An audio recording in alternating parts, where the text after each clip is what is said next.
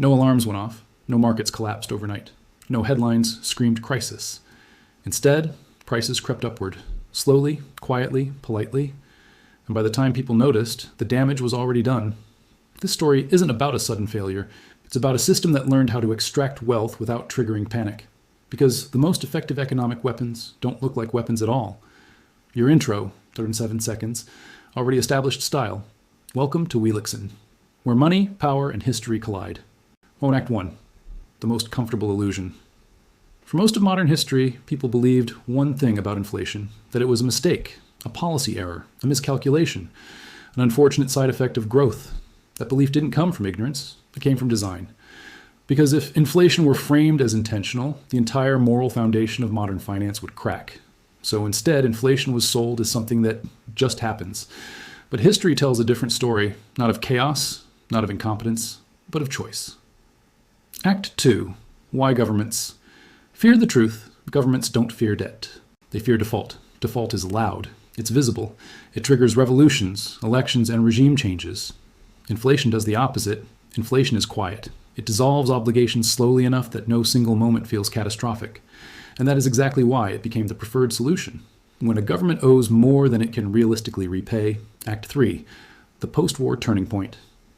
After World War II, the global financial system faced a problem no one wanted to name. Debt levels were historically extreme. Governments had borrowed to survive, and repayment in real terms was impossible. So something new happened. Instead of erasing debt through default, states allowed inflation to do the work. Nominal debt remained, real debt evaporated. And for the first time, inflation wasn't treated as a failure. It was treated as policy. This wasn't hidden at first. Economists openly discussed it. Central bankers acknowledged it. But once the public understood the implications, the language changed. Inflation stopped being framed as a tool and started being framed as an accident.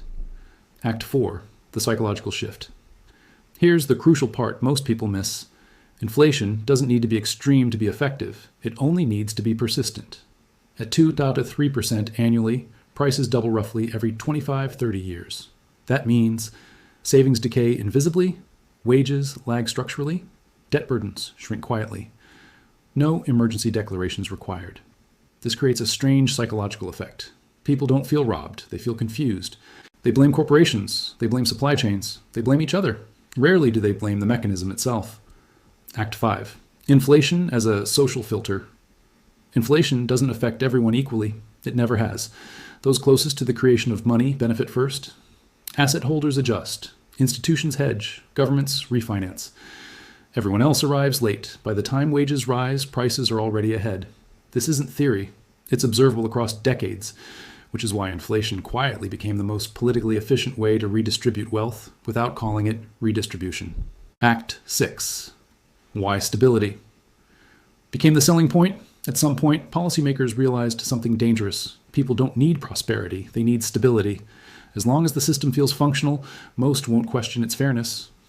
So inflation was reframed again, not as debt reduction, not as redistribution, but as price stability, a phrase that sounds comforting while hiding the reality beneath it. Because stability doesn't mean prices stop rising. It means they rise slowly enough to avoid rebellion. Act 7, the silent contract.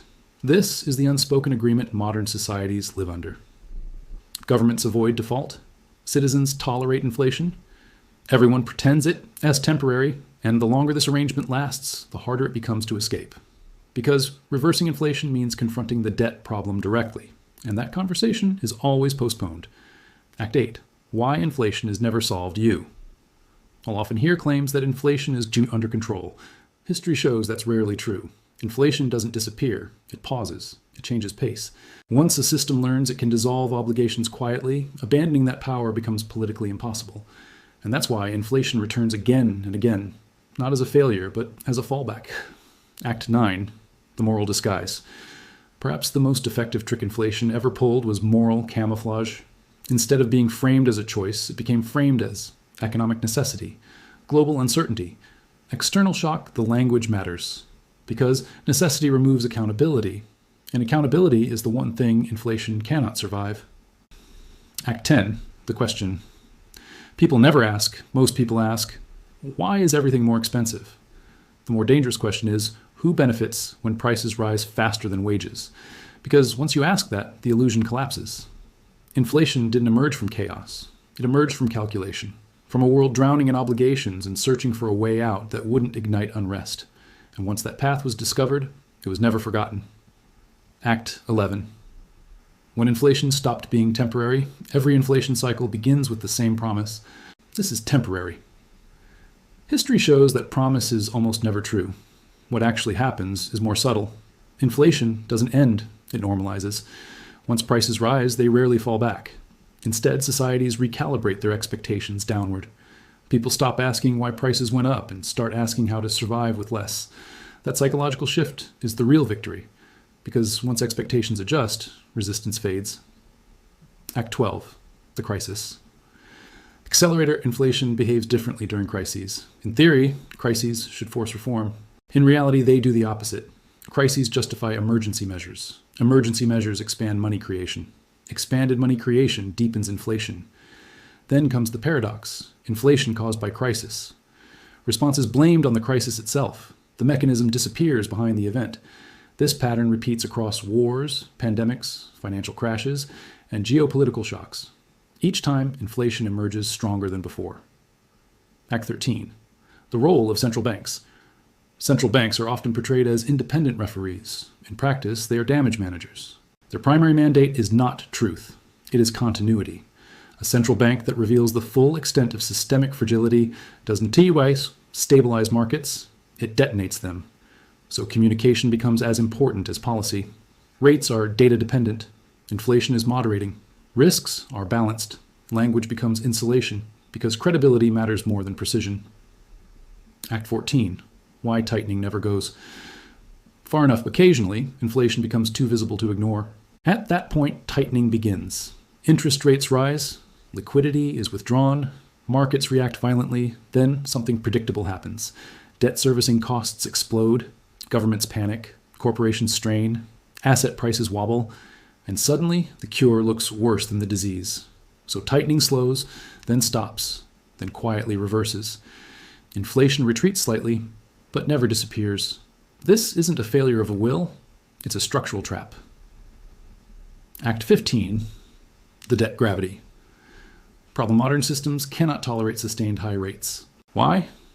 Because debt has grown faster than productive output for decades. So policymakers walk a narrow corridor. Too loose, inflation accelerates.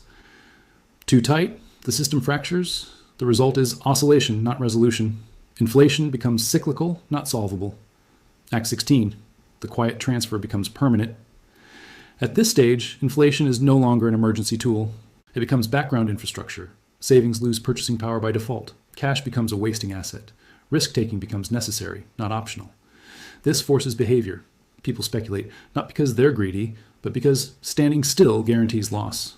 The system subtly nudges everyone into participation, and participation creates complicity. Act 17, why public anger?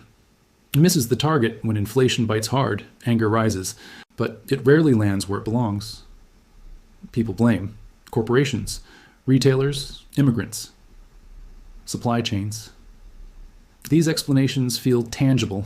The real mechanism feels abstract. An abstraction is the shield that protects the system. By the time inflation is politically visible, it's already structurally embedded. Act 18, the illusion of choice. At this point, leaders often claim there is no alternative. That statement is half true. Alternatives exist. They are simply too painful to choose. Default exposes failure. Austerity destroys popularity. Structural reform threatens power.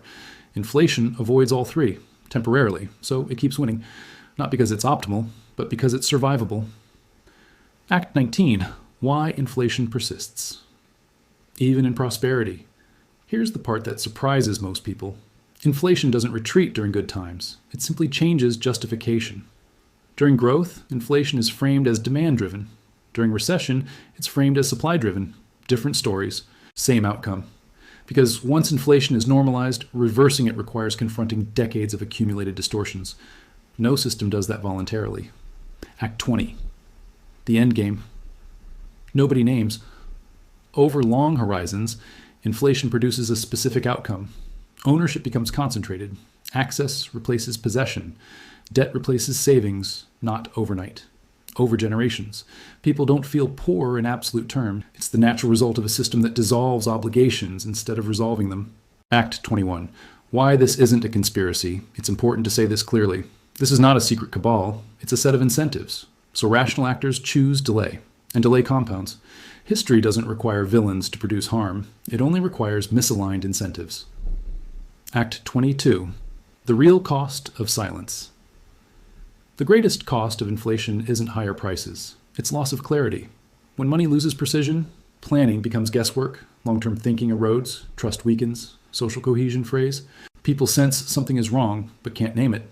And unnamed problems are the hardest to solve. Act 23. What history actually shows. When historians look back at inflationary eras, they rarely describe them as accidents.